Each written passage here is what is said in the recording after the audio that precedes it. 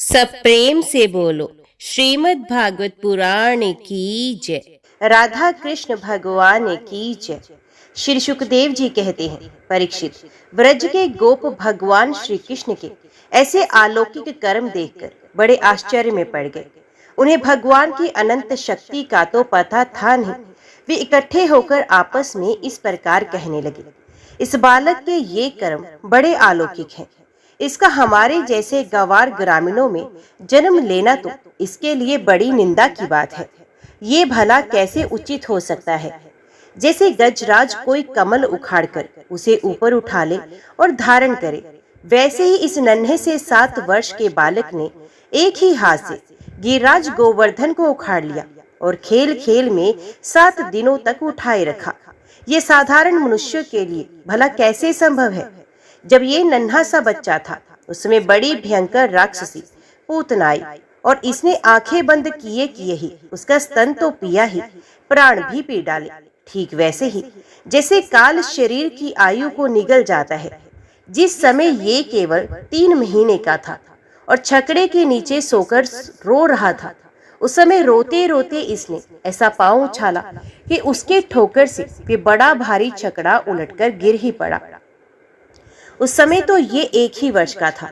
जब दैत्य बवंडर के रूप में इसे बैठे बैठे आकाश में उड़ा ले गया था, तब तुम सब जानते ही हो कि इसने उस तृणाव्रत दैत्य को गला घोंट कर मार डाला।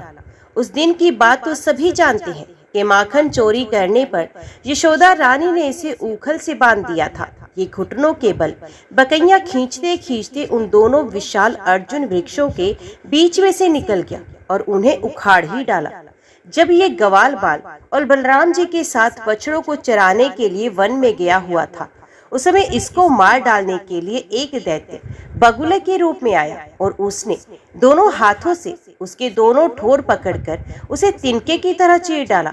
जिस समय इसको मार डालने की इच्छा से एक दैत्य बछड़े के रूप में बछड़ों के झुंड में घुस गया था, उस समय इसने उस दैत्य को खेल खेल में मार डाला और उसे कैच के पेड़ों पर पटक कर उन पेड़ों को भी गिरा दिया। इसने बलराम जी के साथ मिलकर गधे के रूप में रहने वाले धेनुकासुर तथा उसके भाई बंधुओं को मार डाला और पके हुए फलों से पूर्ण ताल वन को सबके लिए उपयोगी और मंगलमयी बना दिया। इसी ने बलशाली बलराम जी के द्वारा क्रूर पर लंबासुर को मरवा डाला तथा दावानल से गो और ग्वाल बालों को उबार लिया। यमुना जल में रहने वाले कालिया नाग की तरह विषैला था, परंतु इसने उसका भी मान मर्दन कर उसे बलपूर्वक देह से निकाल दिया और यमुना जी का जल सदा के लिए विष रहित अमृतमय बना दिया। नंद जी, हम ये भी देखते हैं कि तुम्हारे इस सांवले बालक पर हम सभी ब्रजवासियों का अनंत प्रेम है और इसका भी हम पर स्वाभाविक ही स्नेह है। क्या आप बतला सकते हैं कि इसका क्या कारण है? भला कहाँ तो ये 7 वर्ष का नन्हा सा बालक और कहाँ इतने बड़े गिरिराज को 7 दिनों तक उठाए रखना। ब्रजराज, इसी से तो तुम्हारे पुत्र के संबंध में हमें बड़ी शंका हो रही है। नंद बाबा ने कहा, गोपो, तुम लोग सावधान होकर मेरी बात सुनो।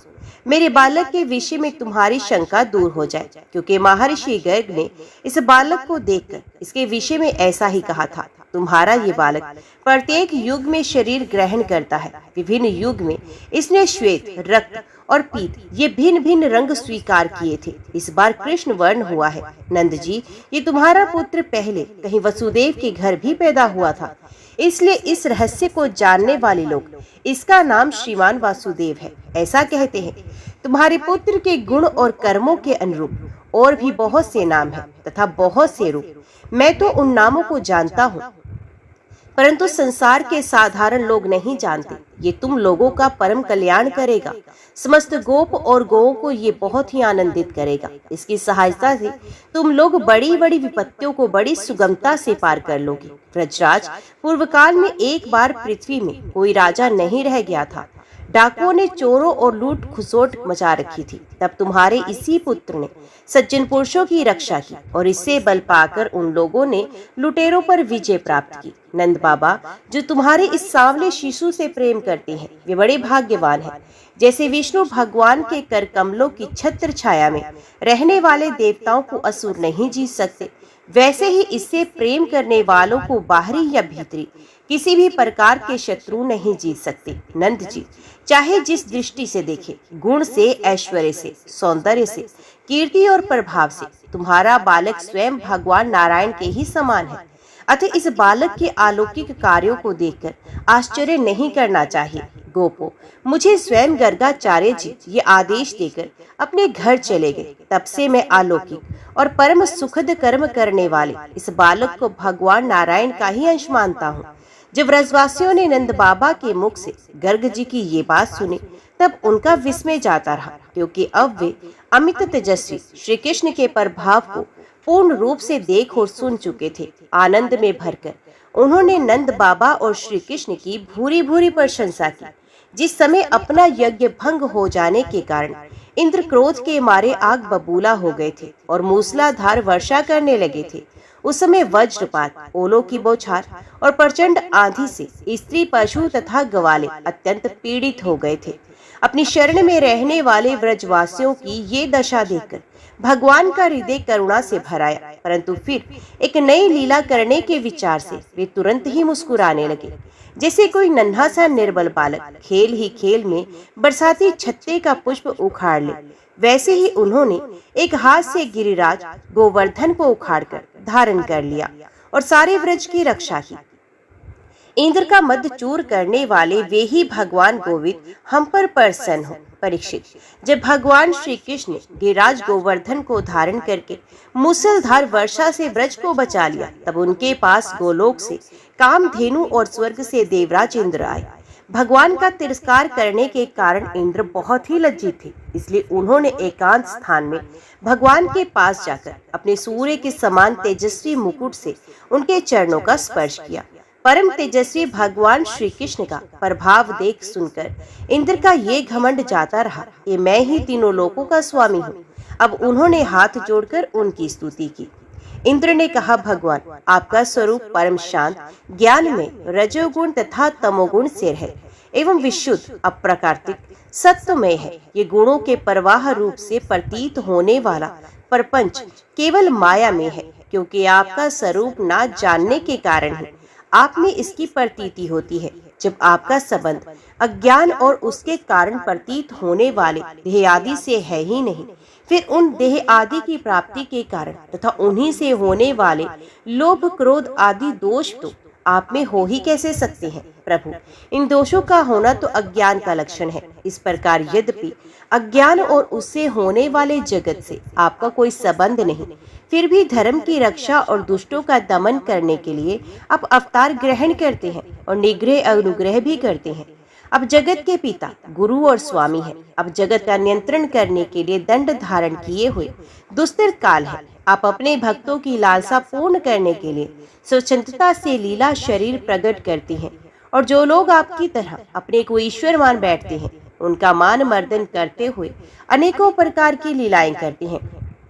प्रभु, जो मेरे जैसे अज्ञानी और अपने को जगत का ईश्वर मानने वाले हैं, वे जब देखते हैं कि बड़े बड़े भय के अवसरों पर भी आप निर्भय रहते हैं, तब वे अपना घमंड छोड़ देते हैं और गर्व रहित होकर संत पुरुषों के द्वारा सेवित भक्ति मार्ग का आश्रय लेकर आपका भजन करते हैं। प्रभु, आपकी एक एक चेष्टा दुष्टों के लिए दंड विधान है। प्रभु, मैंने ऐश्वर्य के मद से चूर होकर आपका अपराध किया है, क्योंकि मैं आपकी शक्ति और प्रभाव के संबंध में बिल्कुल अनजान था। परमेश्वर, आप कृपा करके मुझ मूर्ख अपराधी का ये अपराध क्षमा करें और ऐसी कृपा करें कि मुझे फिर कभी ऐसे दुष्ट अज्ञान का शिकार ना होना पड़े।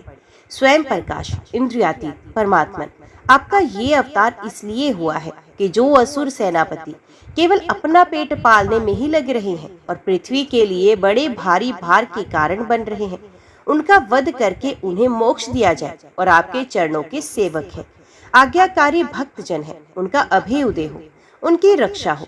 भगवान, मैं आपको नमस्कार करता हूँ। अब सर्वांतर्यामी, पुरुषोत्तम तथा सर्वात्मा वसुदेव है। अब यदुवंशियों के एकमात्र स्वामी, भक्त वत्सल एवं सबके चित्त को आकर्षित करने वाले हैं। मैं आपको बार बार नमस्कार करता हूँ।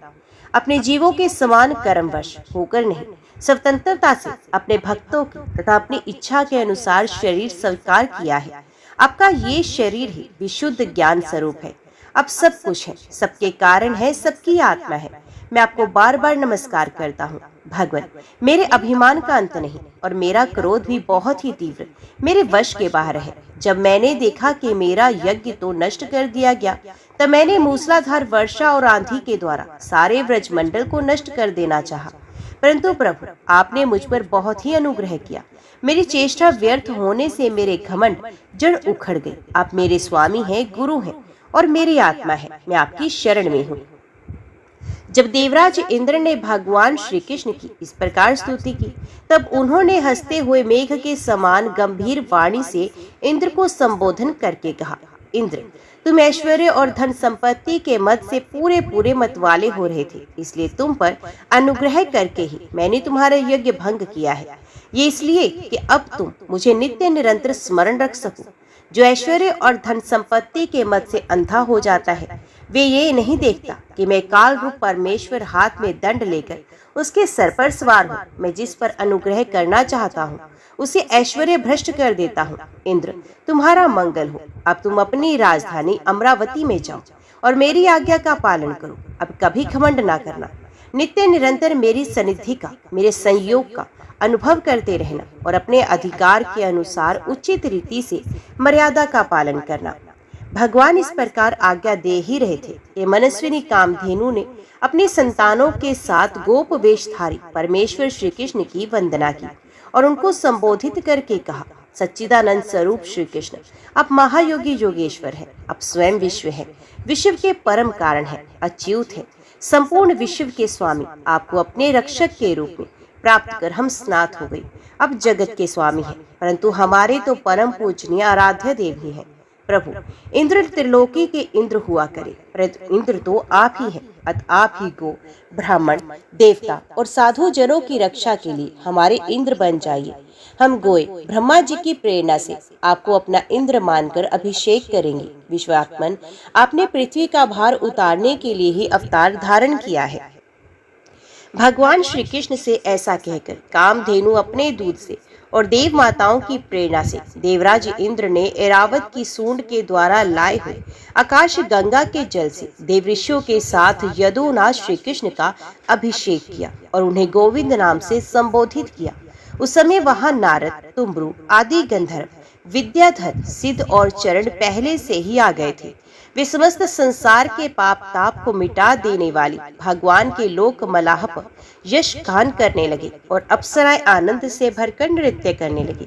मुख्य मुख्य देवता भगवान की स्तुति करके उन पर नंदन वन के दिव्य पुष्पों की वर्षा करने लगे। तीनों लोकों में परम आनंद की बाढ़ आ गई और गौओं के स्तनों से अपने आप ही इतना दूध गिरा कि पृथ्वी गीली हो गई।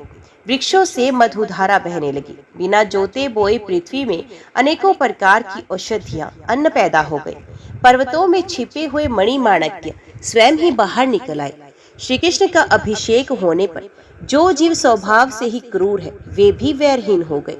उसमें भी परस्पर मित्रता हो गई। इंद्र ने इस प्रकार गो और गोकुल के स्वामी श्री गोविंद का अभिषेक किया और उनसे अनुमति प्राप्त होने पर देवता, गंधर्व आदि के साथ स्वर्ग की यात्रा की।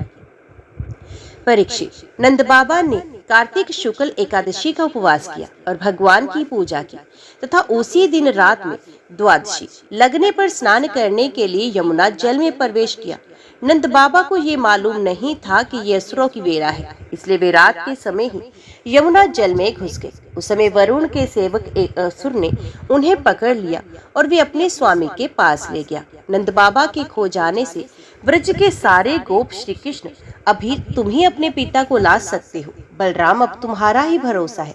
इस प्रकार कहते हुए रोने पीटने लगे। भगवान श्री कृष्ण सर्वशक्तिमान है एवं सदा से ही अपने भक्तों का भय भगाते आए हैं। जब उन्होंने ब्रजवासियों का रोना पीटना सुना और ये जाना कि पिताजी को वरुण का कोई सेवक ले गया है, तब वे वरुण जी के पास गए। जब लोकपाल वरुण ने देखा कि समस्त जगत के अंतरेंद्रिय और बहर इंद्रिय के प्रवर्तक भगवान श्री कृष्ण स्वयं ही उनके यहाँ पधारे हैं, तब उन्होंने उनकी बहुत बड़ी पूजा की। भगवान के दर्शन से उनका रोम रोम आनंद से खिल उठा। इसके बाद उन्होंने भगवान से निवेदन किया, प्रभु, आज मेरा शरीर धारण करना सफल हुआ। आज मुझे संपूर्ण पुरुषार्थ प्राप्त हो गया, क्योंकि आज मुझे आपके चरणों की सेवा का शुभ अवसर प्राप्त हुआ। भगवान, जिन्हें भी आपके चरण कमलों की सेवा का सुअवसर मिला, वे भवसागर से पार हो गए। अब भक्तों के भगवान, वेदांतियों के ब्रह्म और योगियों के परमात्मा है। आपके स्वरूप में विभिन्न लोक सृष्टियों की कल्पना करने वाली माया नहीं है, ऐसी श्रुति कहती है। मैं आपको नमस्कार करता हूँ। प्रभु, मेरा यह सेवक बड़ा मूढ़ और अनजान है। वे अपने कर्तव्य को भी नहीं जानता। वही आपके पिताजी को ले आया है। आप कृपा करके उसका अपराध क्षमा कीजिए। गोविंद, मैं जानता हूँ कि आप अपने पिता के प्रति बड़ा प्रेम भाव रखते हैं। ये आपके पिता हैं, इन्हें आप ले जाइए। परंतु भगवान, आप सबके अंतर्यामी, सबके साक्षी हैं, इसलिए विश्व मोहन श्री कृष्ण, आप मुझ दास पर भी कृपा कीजिए। परीक्षित, भगवान श्री कृष्ण ब्रह्मा आदि ईश्वरों के भी ईश्वर है। लोकपाल वरुण ने इस प्रकार उनकी स्तुति करके उन्हें प्रसन्न किया। इसके बाद भगवान अपने पिता नंद जी को लेकर व्रज में चले गए और व्रजवासी भाई बंधुओं को आनंदित किया। नंद बाबा ने वरुण लोक में लोकपाल के इंद्रियातीत ऐश्वर्य और सुख संपत्ति को देखा तथा ये भी देखा कि वहां के निवासी उनके पुत्र श्री कृष्ण के चरणों में झुक झुक कर प्रणाम कर रहे हैं। उन्हें बड़ा विस्मय हुआ। उन्होंने व्रज में आकर अपने जाति भाइयों को सब बातें कह सुनाई। परीक्षित, भगवान के प्रेमी को ये सुनकर ऐसा समझने लगे कि अरे, ये तो स्वयं भगवान है। तब उन्होंने मन ही मन बड़ी उत्सुकता से विचार किया कि क्या कभी जगदीश्वर भगवान श्री कृष्ण हम लोगों को भी अपना ये मायामुक्त सबधाम, जहाँ केवल इनके प्रेमी भक्त ही जा सकती हैं, क्या वो मायातीत सबधाम हमें दिखलाएंगे? परीक्षित, भगवान श्री कृष्ण स्वयं सर्वदर्शी हैं, भला उनसे ये बात कैसे छिपी रहती? वे अपने आत्मीय गोपों की ये अभिलाषा जान गए और उनका संकल्प सिद्ध करने के लिए कृपा से भरकर इस प्रकार सोचने लगे। इस संसार में जीव अज्ञानवश शरीर में आत्म बुद्धि करके भांति भांति की कामना और उनकी पूर्ति के लिए नाना प्रकार के कर्म करता है। फिर उनके फलस्वरूप देवता, मनुष्य, पशु पक्षी आदि ऊंची ऊंची योनियों में भटकता फिरता है। अपनी असली गति को, आत्म स्वरूप को नहीं पहचान पाता। परम दयालु भगवान श्री कृष्ण ने इस प्रकार सोचकर उन गोपों को माया अंधकार से अतीत अपना परम धाम दिखलाया। भगवान ने पहले उनको उस ब्रह्म का साक्षात्कार करवाया जिसका स्वरूप सत्य, ज्ञान, अनंत, सनातन और ज्योति स्वरूप है तथा समाधि निष्ठ गुणातीत पुरुष ही जिसे देख पाते हैं। जिस जलाशय में अक्रूर को भगवान ने अपना स्वरूप दिखाया था, उसी ब्रह्मस्वरूप जलाशय में डुबकी लगवाई। वे जलाशय में प्रवेश कर गए। तब भगवान ने उसमें से उनको निकालकर अपने परम धाम का दर्शन कराया। उस दिव्य भगवत स्वरूप लोक को देखकर नंद आदि गोप परमा आनंद में मगन हो गए। वहां उन्होंने देखा कि सारे वेद मूर्तिमान होकर भगवान श्री कृष्ण की स्तुति कर रहे हैं। ये देखकर वे सब के सब परम विस्मित हो गए। परीक्षित, शरद ऋतु थी, उसके कारण बेला, चमेली आदि सुगंधित पुष्प खिल खिल कर महक रहे थे। भगवान ने चीरहरण के समय गोपियों को जिन रात्रियों का संकेत किया था, वे सब की सब पूंजीभूत होकर एक ही रात्रि के रूप में उल्सित हो रही थी। भगवान ने उन्हें देखकर दिव्य बनाया। गोपियां तो चाहती ही थी। अब भगवान ने भी अपनी अचिंत्य महाशक्ति योग माया के सहारे उन्हें निमित्त बनाकर रसमयी रास क्रीड़ा करने का संकल्प किया। अमना होने पर भी उन्होंने अपने प्रेमियों की इच्छा पूर्ण करने के लिए मन स्वीकार किया। भगवान ने संकल्प करते ही चंद्रदेव ने प्राची दिशा के मुखमंडल पर अपने शीतल किरण रूपी कर कमलों से लालिमा की रोली केसर मल दी। जैसे बहुत दिनों के बाद अपनी प्राण प्रिया पत्नी के पास आकर उसके प्रियतम पति ने उसे आनंदित करने के लिए ऐसा किया हो। इस प्रकार चंद्रदेव ने उदय होकर न केवल पूर्व दिशा का प्रत्युत संसार के समस्त चर अचर प्राणियों का संताप जो दिन में शरतकालीन प्रखर सूर्य रश्मियों के कारण बढ़ गया था, दूर कर दिया। उस दिन चंद्रदेव का मंडल अखंड था। पूर्णिमा की रात्रि थी। वे नूतन केश के समान लाल लाल हो रहे थे। कुछ संकोच मिश्रित अभिलाषा से युक्त जान पड़ते थे। उनका मुखमंडल लक्ष्मी जी के समान मालूम हो रहा था।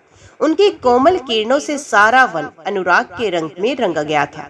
वन के कोने कोने में उन्होंने अपनी चांदनी के द्वारा अमृत का समुद्र उड़ेल दिया था। भगवान श्री कृष्ण ने अपने दिव्य उज्जवल रस के उद्दीपन की पूरी सामग्री से उन्हें और उस वन को देखकर अपनी बांसुरी पर व्रज सुंदरियों के मन को हरण करने वाली काम बीज क्लीम की अस्पष्ट एवं मधुर तान छेड़ी। भगवान का ये वंशी वादन भगवान के प्रेम को, उनके मिलन की लालसा को अत्यंत उकसाने वाला, बढ़ाने वाला था। यूं तो श्याम सुंदर ने पहले से ही गोपियों के मन को अपने वश में कर रखा था, अब तो उनके मन की सारी वस्तुएं, भय, संकोच, धैर्य, मर्यादा आदि की वृत्तियां थी, वो भी छीन ली। वंशी ध्वनि सुनते ही उनकी विचित्र गति हो गई। जिन्होंने एक साथ साधना की थी श्री कृष्ण को पति रूप में प्राप्त करने के लिए, वे गोपियां भी एक दूसरे से अपनी चेष्टा को छिपाकर जहां वे थे वहां के लिए चल पड़ी। परीक्षित, वे इतने वेग से चली थी कि उनके कानों के कुंडल झोंके खा रहे थे। वंशी ध्वनि सुनकर जो गोपियां दूध दोह रही थी, वे अत्यंत उत्सुकतावश दूध दोहना छोड़कर चल पड़ी। जो चूल्हे पर दूध उठा रही थी, वे उफनता हुआ दूध छोड़कर, और जो लपसी पका रही थी, वे पकी हुई लपसी बिना उतारे ही ज्यों की त्यों छोड़कर चल दी। जो भोजन परस रही थी, वे परोसना छोड़कर जो छोटे छोटे बच्चों को दूध पिला रही थी, वे दूध पिलाना छोड़कर, जो पतियों की सेवा कर रही थी, वे सेवा छोड़कर, और जो स्वयं भोजन कर रही थी, वे भोजन करना छोड़कर अपने कृष्ण प्यारे के पास चल पड़ी। कोई कोई गोपी अपने शरीर में अंगराग, चंदन और उपटन लगा रही थी और कुछ आंखों में अंजन लगा रही थी। वे उन्हें छोड़कर तथा उल्टे पलटे वस्त्र धारण कर श्री कृष्ण के पास पहुंचने के लिए चल पड़ी। पिता और पतियों ने, भाई और जाति बंधुओं ने उन्हें रोका, उनकी मंगलमय प्रेम यात्रा में विघ्न भी डाला, परंतु वे इतनी मोहित हो गई थी कि रोकने पर भी न रुकी, न रुक सकी। रुकती तो कैसे? विश्व विमोहन श्री कृष्ण ने उनके प्राण, मन और आत्मा सब कुछ हरण जो कर लिया था। परीक्षित, उस समय कुछ गोपियां घरों के भीतर थी, उन्हें बाहर निकलने का मार्ग ही नहीं मिला। तब उन्होंने अपने नेत्र मूंद लिए और बड़ी तन्मयता से श्री कृष्ण के सौंदर्य, माधुर्य और लीलाओं का ध्यान करने लगी। अपने परम प्रियतम श्री कृष्ण के असह्य वीर्य की तीव्र वेदना से उनके हृदय में इतनी व्यथा, इतनी जलन हुई कि उनमें जो कुछ अशुभ संस्कारों का लेश मात्र अवशेष था, वे भस्म हो गया। इसके बाद तुरंत ही ध्यान लग गया। ध्यान में उनके सामने भगवान श्री कृष्ण प्रकट हुए। उन्होंने मन ही मन बड़े प्रेम से, बड़े आवेग से उनका आलिंगन किया। उस समय उन्हें इतना सुख, इतनी शांति मिली कि उनके सबके सब पुण्य के संस्कार एक साथ ही क्षीण हो गए। परीक्षित, यद्यपि उनका उस समय श्री कृष्ण के प्रति जार भाव भी था, तथापि कहीं सत्य वस्तु भी भाव की अपेक्षा रखती है। उन्होंने जिनका आलिंगन किया, चाहे किसी भी भाव से किया हो, वे स्वयं परमात्मा ही तो थे। इसलिए उन्होंने पाप और पुण्य रूप कर्म के परिणाम से बने हुए गुणमय शरीर का परित्याग कर दिया। इस शरीर से भोगे जाने वाले कर्म बंधन तो ध्यान के समय छिन्न भिन्न हो चुके थे।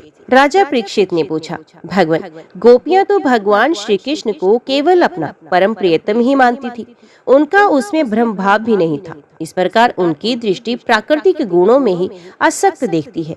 ऐसी स्थिति में उनके लिए गुणों के प्रवाह रूप इस संसार की निर्वृत्ति कैसे संभव हुई? श्री सुखदेव जी ने कहा, परीक्षित, मैं तुमसे पहले ही कह चुका हूँ कि चेदीराज शिशुपाल भगवान के प्रति द्वेष भाव रखने पर भी अपने प्राकृतिक शरीर को छोड़कर अप्राकृतिक शरीर से उनका पार्षद हो गया। ऐसी स्थिति में जो समस्त प्रकृति और उसके गुणों से अतीत भगवान श्री कृष्ण की प्यारी हैं और उनसे अनन्य प्रेम करती हैं, वे गोपियों उन्हें प्राप्त हो जाएं, इसमें कौन सी आश्चर्य की बात है? परीक्षित, वास्तव में भगवान प्रकृति संबंधी वृद्धि, विनाश, परमाणु, परमय और गुण गुणी भाव से रहते हैं। वे अचिंत्य, अनंत, अप्राकृतिक, परम कल्याण स्वरूप का गुणों के एकमात्र आश्रय हैं। उन्होंने ये जो अपने को तथा अपनी लीला को प्रकट किया है, उसका प्रयोजन केवल इतना ही है कि जीव उसके सहारे अपना परम कल्याण संपादन करे। इसलिए भगवान से केवल संबंध हो जाना चाहिए।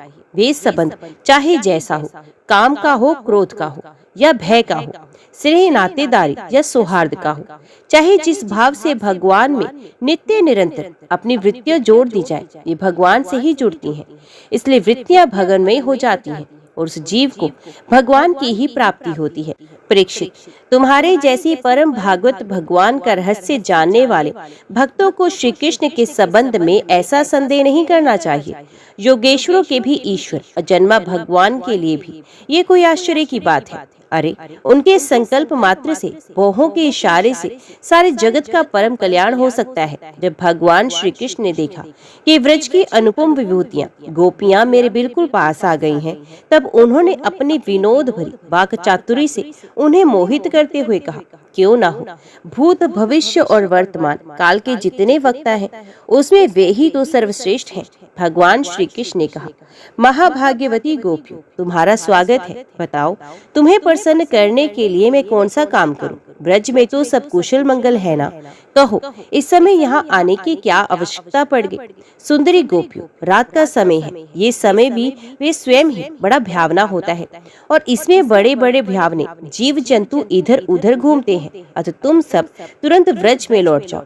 रात के समय घोर जंगल में स्त्रियों को नहीं रुकना चाहिए। तुम्हें ना देखकर तुम्हारे माता पिता, पति पुत्र और भाई बंधु ढूंढ रहे होंगे। उन्हें भय में ना डालो। तुम लोगों ने रंग बिरंगे पुष्पों से लदे हुए इस वन की शोभा को देखा। पूर्ण चंद्रमा की कोमल रश्मियों से ये रंगा हुआ है, मानो उन्होंने अपने हाथों की चित्रकारी की हो। और यमुना जी के जल का स्पर्श करके बहने वाली शीतल समीर की मंद मंद गति से हिलते हुए ये वृक्षों के पत्ते तो इस वन की शोभा को और भी बढ़ा रहे हैं। परंतु अब तो तुम लोगों ने ये सब कुछ देख लिया, अब देर मत करो, शीघ्र से शीघ्र व्रज में लौट जाओ। तुम लोग कुलीन स्त्री हो और स्वयं भी सती हो। जाओ, अपने पतियों की और सतियों की सेवा करो। देखो, तुम्हारे घर के नन्हे नन्हे बच्चे और गौ के बछड़े रो रंभा रहे हैं, उन्हें दूध पिलाओ, गोय दुहो। अथवा यदि मेरे प्रेम से परवश होकर तुम लोग यहाँ आई हो तो इसमें कोई अनुचित बात नहीं हुई। ये तो तुम्हारे योग्य ही है, क्योंकि जगत के पशु पक्षी तक मुझसे प्रेम करते हैं, मुझे देखकर प्रसन्न होते हैं। कल्याणी गोपियों, स्त्रियों का परम धर्म यही है कि वे पति और उसके भाई बंधुओं की निष्कपट भाव से सेवा करें और संतान का पालन पोषण करें। जिन स्त्रियों को उत्तम लोक प्राप्त करने की अभिलाषा हो, वे पातकी को छोड़कर और किसी प्रकार के पति का परित्याग न करें, भले ही वे बुरे स्वभाव वाला, भाग्यहीन, वृद्ध, मूर्ख, रोगी या निर्धन ही क्यों न हो। कुलीन स्त्रियों के लिए जार पुरुष की सेवा सब तरह से निंदनीय है। इससे उनका परलोक बिगड़ता है, स्वर नहीं मिलता, इस लोक में अपयश होता है। ये कुकर्म स्वयं तो अत्यंत तुच्छ क्षणिक है ही, इसमें प्रत्यक्ष वर्तमान में भी कष्ट ही कष्ट है। मोक्ष आदि की तो बात ही कौन करे। ये साक्षात परम भय नरक आदि का हेतु है। गोपियों, मेरी लीला और गुणों के श्रवण से, रूप के दर्शन से, उन सबके कीर्तन और ध्यान से मेरे प्रति अनन्य प्रेम की प्राप्ति होती है।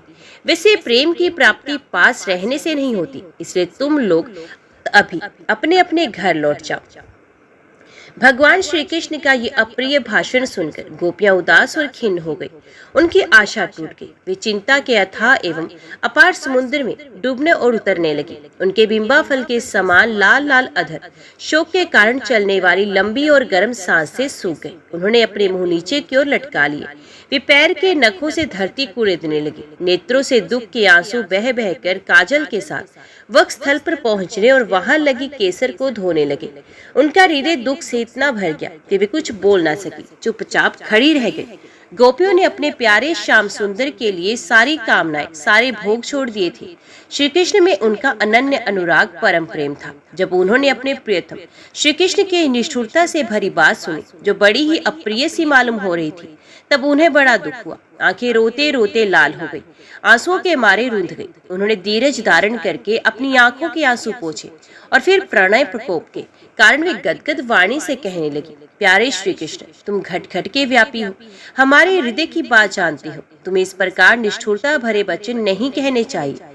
हम सबको छोड़कर केवल तुम्हारे चरणों में ही प्रेम करती है। इसमें संदेह नहीं कि तुम स्वतंत्र और हठीले हो। तुम पर हमारा कोई वश नहीं। फिर भी तुम अपनी ओर से जैसे आदि पुरुष भगवान नारायण कृपा करके अपने मुमुक्षु भक्तों से प्रेम करते हैं, वैसे ही हमें भी स्वीकार कर लो। हमारा त्याग मत करो।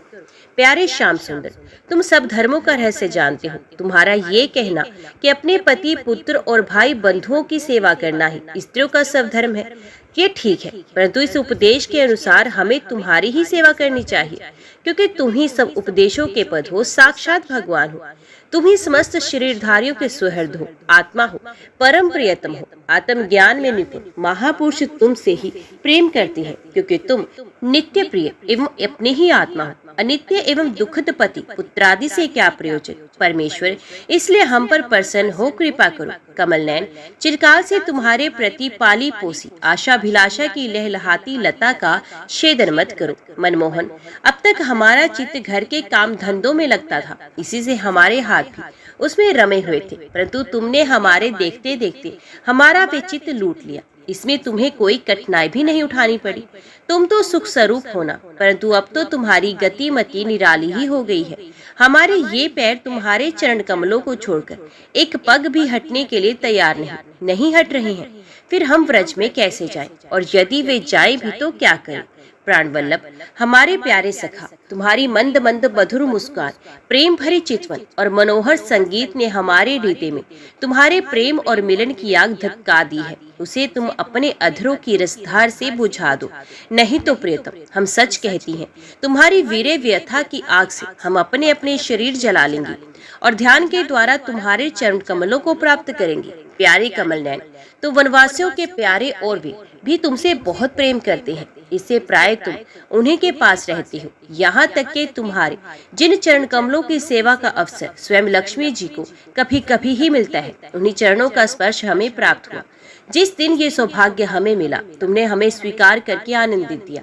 उसी दिन से हम किसी और के सामने एक क्षण के लिए भी ठहरने में असमर्थ हो गई हैं। पति पुत्र आदि की सेवा तो दूर रही, हमारे स्वामी जिन लक्ष्मी जी का कृपा कटाक्ष प्राप्त करने के लिए बड़े बड़े देवता तपस्या करते हैं, वही लक्ष्मी जी तुम्हारे वक्ष स्थल में बिना किसी की प्रतिद्वंदिता के स्थान प्राप्त करने लेने पर भी अपनी सोत तुलसी के साथ तुम्हारी चरणों की रज पाने की अभिलाषा करती हैं। अब तक के सभी भक्तों ने उस चरण रज का सेवन किया है, उन्हीं के समान हम भी तुम्हारी उसी चरण रज की शरण में आई हैं। भगवान, अब तक जिसने भी तुम्हारे चरणों की शरण ली, उसके सारे कष्ट तुमने मिटा दिए। अब तुम हम पर कृपा करो, हमें भी अपने प्रसाद का भाजन बनाओ। हम तुम्हारी सेवा करने की आशा अभिलाषा से घर गांव कुटुंब सब कुछ छोड़कर तुम्हारे युगल चरणों की शरण में आई हैं। प्रियतम, वहाँ तो तुम्हारी आराधना के लिए अवकाश ही नहीं है। पुरुष भूषण पुरुषोत्तम, तुम्हारी मधुर मुस्कान और चारु चितवन ने हमारे हृदय में प्रेम की मिलन की आकांक्षा की आग धक्का दी है। हमारा रोम रोम उससे जल रहा है। तुम हमें अपनी दासी के रूप में स्वीकार कर लो, हमें अपनी सेवा का अवसर दो। प्रियतम, तुम्हारा सुंदर मुख कमल जिस पर घुंघराली अलके झलक रही हैं, तुम्हारे ये कमनीय कपोल जिन पर सुंदर सुंदर कुंडल अपना अनंत सौंदर्य बिखेर रहे हैं, तुम्हारे ये मधुर अधर जिनकी सुधा सुधा को भी लजा रही हैं, तुम्हारी ये नयन मनोहर चितवन जो मंद मंद मुस्कान से उल्सित हो रही है, तुम्हारी ये दोनों भुजाएं जो शरणागतों को अभयदान देने के लिए अत्यंत उदार है, और तुम्हारा ये वक्ष जो लक्ष्मी जी का सौंदर्य की एकमात्र देवी का नित्य क्रीड़ा स्थल है, देखकर हम सब तुम्हारी दासी हो गई हैं। प्यारे श्याम सुंदर, तीनों लोकों में भी ऐसी कौन सी स्त्री है जो मधुर मधुर पद और आरोह अवरोह कर्म से विविध प्रकार की मूर्छनाओं से युक्त तुम्हारी वंशी की तान सुनकर तथा इस त्रिलोक सुंदर मोहिनी मूर्ति को जो अपने एक बूंद सौंदर्य से त्रिलोकी को सौंदर्य का दान करती है, एवं जिसे देखकर गो पक्षी वृक्ष और हिरण भी रोमांचित पुलकित हो जाते हैं, अपने नेत्रों से निहार कर आर्य मर्यादा से विचलित ना हो जाए, कुल कान और लोक लज्जा को त्याग कर तुम में अनुरक्त ना हो जाए। हमसे ये बात छिपी नहीं है कि जैसे भगवान नारायण देवताओं की रक्षा करते हैं, वैसे ही तुम ब्रजमंडल का भय और दुख मिटाने के लिए ही प्रकट हुए हो, और ये भी स्पष्ट ही है कि दीन दुखियों पर तुम्हारा बड़ा प्रेम और बड़ी कृपा है। प्रियतम, हम भी बड़ी दुखीन हैं। तुम्हारे मिलन की आकांक्षा की आग से हमारा वक्षस्थल जल रहा है। तुम अपनी इन दासियों के वक्षस्थल और सिर पर अपने कोमल कर कमल रखकर इन्हें अपना लो, हमें जीवन दान दो। परीक्षित, भगवान श्री कृष्ण सनकादि योगियों और शिवादि योगेश्वरों के भी ईश्वर हैं। जब उन्होंने गोपियों की व्यथा और व्याकुलता से भरी वाणी सुनी, तब उनका हृदय दया से भर गया। और यद्यपि वे आत्माराम हैं, अपने आप में ही रमण करते हैं, उन्हें अपने अतिरिक्त और किसी भी बाहरी वस्तु की अपेक्षा नहीं है, फिर भी उन्होंने हंसकर उनके साथ क्रीड़ा प्रारंभ की। भगवान श्री कृष्ण ने अपनी भाव भंगी और चेष्टाएं गोपियों के अनुकूल कर दी, फिर भी वे अपने स्वरूप में ज्यों के त्यों एक रस स्थित थे, अच्युत थे। जब वे खुलकर हंसते तब उनके उज्जवल उज्जवल दांत कुंदकली के समान जान पड़ते। उनकी प्रेम भरी चितवन से और उनके दर्शन के आनंद से गोपियों का मुख कमल प्रफुल्लित हो गया। वे उन्हें चारों ओर से घेर कर खड़ी हो गई। उस समय श्री कृष्ण की ऐसी शोभा हुई मानो अपनी पत्नी तारिकाओं से घिरे हुए चंद्रमा ही हो। गोपियों के शत शत यूथों के स्वामी भगवान श्री कृष्ण वैजयंती माला पहरे वृंदावन को शोभायमान करते हुए विचरण करने लगे। कभी गोपियां अपने प्रियतम श्री कृष्ण के गुण और लीलाओं का गान करती, तो कभी श्री कृष्ण गोपियों के प्रेम और सौंदर्य के गीत गाने लगते। इसके बाद भगवान श्री कृष्ण ने गोपियों के साथ यमुना जी के पावन पुलिन पर, जो कपूर के समान चमकीली बालू से जगमगा रहा था, पर्दापन किया। वे यमुना जी के तरल तरंगों के स्पर्श के शीतल और कुमुदनी की सहज सुगंध से सुवासित वायु के द्वारा सेवित हो रहा था। उस आनंद प्रद पुलिन पर भगवान ने गोपियों के साथ क्रीड़ा की। हाथ फैलाना, आलिंगन करना, गोपियों के हाथ दबाना, उनकी चोटी, जांघ, नीवी, स्तन आदि का स्पर्श करना, विनोद करना, नख शत करना, विनोदपूर्ण चितवन से देखना और मुस्कुराना, इन क्रियाओं के द्वारा गोपियों के दिव्य कामरस को, अज्वल प्रेम भाव को तेजित करते हुए भगवान श्री कृष्ण उन्हें क्रीड़ा द्वारा आनंदित करने लगे। उदार शिरोमणि सर्वव्यापक भगवान श्री कृष्ण ने जब इस प्रकार गोपियों का सम्मान किया, तब स्त्रियों में हम ही श्रेष्ठ हैं, हमारे समान और कोई नहीं। वे कुछ मानवती सी हो गई। जब भगवान ने देखा कि इन्हें तो अपने सुहाग का कुछ गर्व हो गया है और अब मान भी करने लगी हैं, तब वे उनका गर्व शांत करने के लिए तथा उनका मान दूर कर प्रसन्न करने के लिए वहीं उनके बीच में से ही अंतर ध्यान हो गए। परीक्षित, भगवान सहसा अंतर ध्यान हो गए। उन्हें ना देखकर व्रज युवतियों की वैसी ही दशा हो गई जैसे युद्धपति गजराज के बिना हथनियों की होती है। उनका हृदय वीरे की ज्वाला से जलने लगा। भगवान श्री कृष्ण की मधुमत गजराज की सी चाल, प्रेम भरी मुस्कान, विलास भरी चितवन, मनोरम प्रेमालाप, भिन्न भिन्न प्रकार की लीलाओं तथा श्रृंगार रस की भाव भंगियों ने उनके चित्त को चुरा लिया था। वे प्रेम की मतवाली गोपियां श्री कृष्णमय हो गई और फिर श्री कृष्ण की विभिन्न चेष्टाओं का अनुकरण करने लगी। अपने प्रियतम श्री कृष्ण की चाल ढाल, हास्य विलास और चितवन बोलन आदि में श्री कृष्ण की प्यारी गोपियां उनके समान ही बन गई। उनके शरीर में वही गतिमति, वही भाव भंगी उतर आई। वे अपने को सर्वथा भूलकर श्री कृष्ण स्वरूप हो गई और उन्हीं के लीला विलास का अनुकरण करती हुई मैं श्री कृष्ण ही हूँ, इस प्रकार कहने लगी। वे सब परस्पर मिलकर ऊंचे स्वर से उन्हीं के गुणों का गान करने लगी। मतवाली होकर एक वन से दूसरे वन में, एक झाड़ी से दूसरी झाड़ी में जा जाकर श्री कृष्ण को ढूंढने लगी।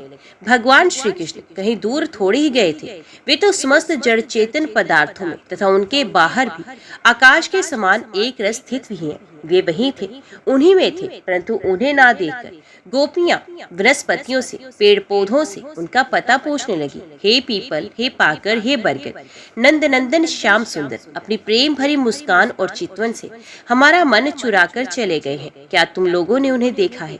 कुर्बक, अशोक, नागेश्वर, पुन्नक और चंपा, बलराम जी के छोटे भाई, जिनकी मुस्कान मात्र से बड़ी बड़ी मननियों का मान मर्दन हो जाता है, इधर आए थे क्या? अब उन्होंने स्त्री जाति के पौधों से कहा, बहन तुलसी, तुम्हारा हृदय तो बड़ा कोमल है, तुम तो सभी लोगों का कल्याण चाहती हो। भगवान के चरणों में तुम्हारा प्रेम तो है ही, वे भी तुमसे बहुत प्यार करते हैं, तभी तो भोरों के मंडराते रहने पर भी वे तुम्हारी माला नहीं उतारते, सर्वदा पहने रहते हैं। क्या तुमने अपने परम प्रियतम श्याम सुंदर को देखा है? प्यारी मालती, मल्लिके, जाति और जूही, तुम लोगों ने कदाचित हमारे प्यारे माधव को देखा होगा। क्या वे अपने कोमल करों से स्पर्श करके तुम्हें आनंदित करते हुए इधर से गए हैं? रसाल, प्यार, कटहल, पीतशाल, कचनार, जामन, आक, बेल, मोल, सिरी, आम, कदम्ब और नीम तथा अन्यान्य यमुना के तट पर विराजमान सुखी तरुवरों, तुम्हारा जन्म जीवन केवल परोपकार के लिए है। श्री कृष्ण के बिना हमारा जीवन सूना हो रहा है, हम बेहोश हो रही हैं। तुम हमें उन्हें पाने का मार्ग बता दो। भगवान की प्रेयसी पृथ्वी देवी, तुमने ऐसी कौन सी तपस्या की है कि श्री कृष्ण के चरण कमलों का स्पर्श प्राप्त करके तुम आनंद से भर रही हो और तृणलता आदि के रूप में अपना रोमांच प्रकट कर रही हो। तुम्हारा ये उल्लास विलास श्री कृष्ण के चरण स्पर्श के कारण है अथवा वामन अवतार में विश्व रूप धारण करके उन्होंने तुम्हें जो नापा था उसके कारण है?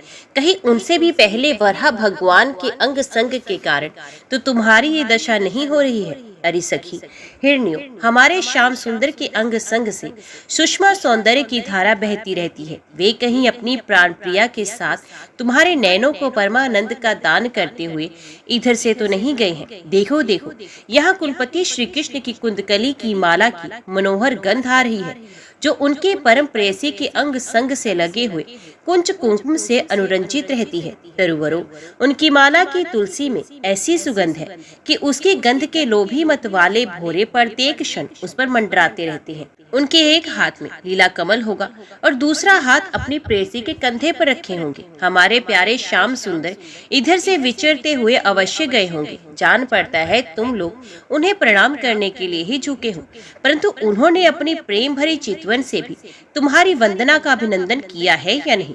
अरे सखी, इन लताओं से पूछो, ये अपने पति वृक्षों को भुजपाश में बांधकर आलिंगन किए हुए हैं। इससे क्या हुआ? इनके शरीर में जो पुलक है, रोमांच है, वे तो भगवान के नखों के स्पर्श से ही है। अहो, इनका कैसा सौभाग्य है। परीक्षित, इस प्रकार मतवाली गोपियां प्रलाप करती हुई भगवान श्री कृष्ण को ढूंढते ढूंढते कातर हो रही थी।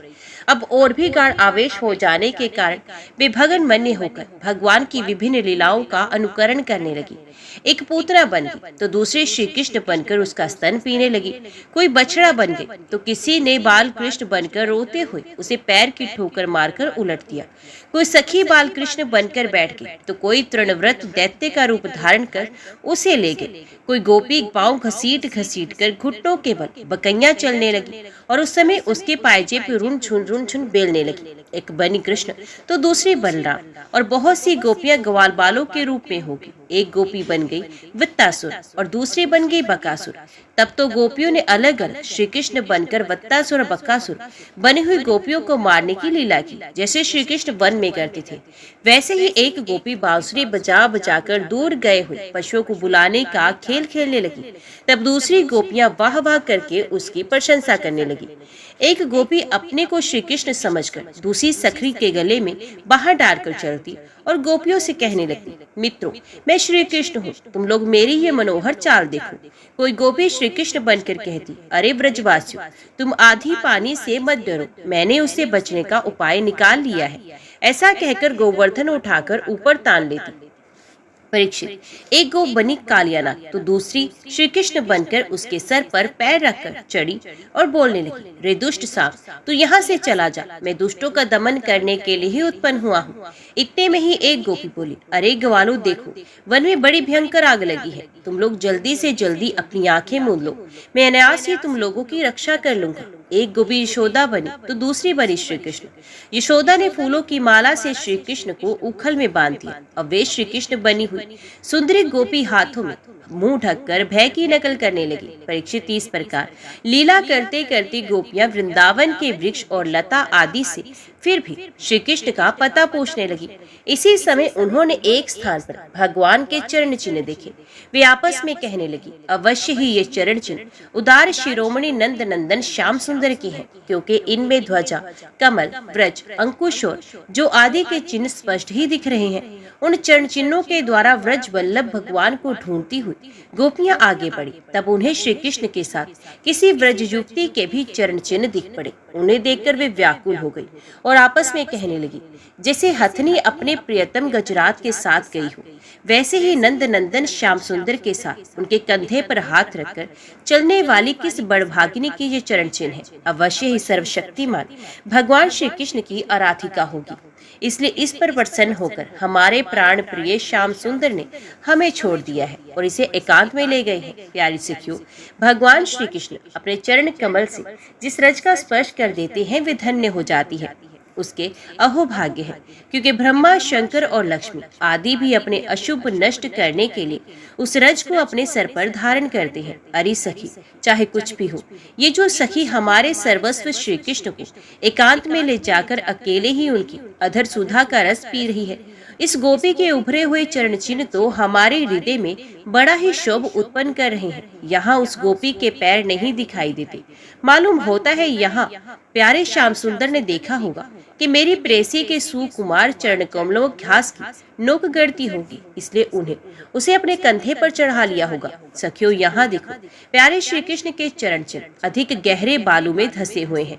इससे सूचित होता है कि यहाँ वे किसी भारी वस्तु को उठाकर चल रहे थे। उसी के बोझ से उनके पैर जमीन में धस गए हैं। हो ना हो यहाँ उस कामी ने अपनी प्रियतमा को अवश्य कंधे पर चढ़ाया होगा। देखो देखो, यहाँ परम प्रेमी वल्लभ ने फूल चुनने के लिए अपनी प्रेसी को नीचे उतार दिया है, और यहाँ परम प्रियतम श्री कृष्ण ने अपनी प्रेसी के फूल चुन लिए हैं। उचक उचक कर फूल तोड़ने के कारण यहाँ उनके पंजे तो धरती में पड़ गए हैं और एड़ी का पता ही नहीं है। परम प्रेमी श्री कृष्ण कामी पुरुष के समान यहाँ अपनी प्रेसी के केस सवारे हैं। देखो, अपने चुने हुए फूलों को प्रेसी की चोटी में गूंथने के लिए वे यहाँ अवश्य ही बैठे रहे होंगे। परीक्षित, भगवान श्री कृष्ण आत्माराम है, वे अपने आप में ही संतुष्ट और पूर्ण है।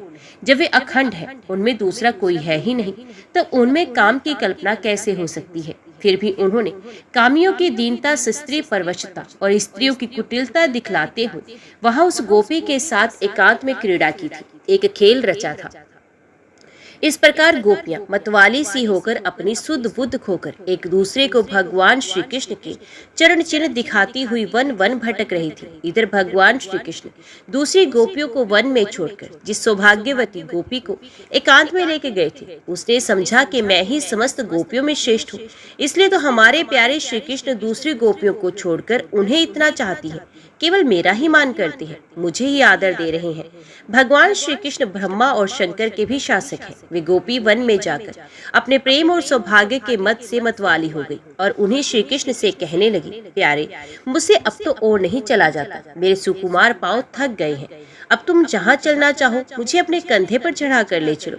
अपनी प्रियतमा की ये बात सुनकर श्याम सुंदर ने कहा, अच्छा प्यारी, तुम अब मेरे कंधे पर चढ़ जाओ। ये सुनकर वे गोपी ज्यों ही उनके कंधे पर चढ़ने लगी, त्यों ही श्री कृष्ण अंतर ध्यान हो गए और वे सौभाग्यवती गोपी रोने पछताने लगी, हाय नाथ, हाय रमन, तुम कहाँ चले गए? मेरे सखा, मैं तुम्हारी दीन दासी हूँ, शीघ्र ही मुझे अपने सानिध्य का अनुभव कराओ, मुझे दर्शन दो। गोपियां भगवान के चरण चिन्हों के सहारे उनके जाने का मार्ग ढूंढती ढूंढती वहां जा पहुंची। थोड़ी दूर से ही उन्होंने देखा कि उनकी सखी अपने प्रियतम के वियोग से दुखी होकर अचेत हो गई है। जब उन्होंने उसे जगाया तब उसने भगवान श्री कृष्ण से उसे जो प्यार और सम्मान प्राप्त हुआ था वे उनको सुनाया। उसने ये भी कहा कि मैंने कुटिलतावश उनका अपमान किया, इसी से वे अंतर ध्यान हो गए। उसकी बात सुनकर गोपियों के आश्चर्य की सीमा न रही। इसके बाद वन में जहाँ तक चंद्रदेव की चांदनी छिटक रही थी वहां तक वे ढूंढती रह गई, परंतु जब उन्हें देखा कि आगे घना अंधकार है, घोर जंगल है, हम ढूंढती जाएंगी तो श्री कृष्ण और भी उसके अंदर घुस जाएंगे, तब वे उधर से लौट आई। परीक्षित, गोपियों का मन श्री कृष्ण में हो गया था। उनकी वाणी से कृष्ण चर्चा के अतिरिक्त और कोई बात नहीं निकलती थी। उनके शरीर से केवल श्री कृष्ण के लिए और केवल श्री कृष्ण की चेष्टाएं हो रही थी। कहाँ तक कहूँ, उनका रोम रोम, उनकी आत्मा श्री कृष्ण में हो रही थी। वे केवल उनके गुणों, उनकी लीलाओं का ही गान कर रही थी और उनमें इतनी तन्मय हो रही थी कि उन्हें अपने शरीर की भी सुध नहीं थी। फिर घर की याद कौन करता। गोपियों का रोम रोम इस बात की प्रतीक्षा और आकांक्षा कर रहा था कि जल्दी से जल्दी श्री कृष्ण आए। श्री कृष्ण की ही भावना में डूबी हुई गोपियां यमुना जी के पावन पुलिन पर रमण रीति में लौट आई और एक साथ मिलकर श्री कृष्ण के गुणों का गान करने लगी। ओम नमो भगवते वासुदेवाय नमः। आज की वीडियो में इतना ही। उम्मीद करती हूँ वीडियो आपको पसंद आई होगी। वीडियो पसंद आई हो तो वीडियो को लाइक और चैनल को सब्सक्राइब जरूर कीजिएगा। जय श्री कृष्णा लिखकर कमेंट बॉक्स में अपनी हाजिरी और अपने सुझाव देना ना भूलेगा। तो मिलते हैं अगली कथा अगली वीडियो के साथ। तब तक के लिए देखते व सुनते रहिए। जय मां कंजर, जय माता दी।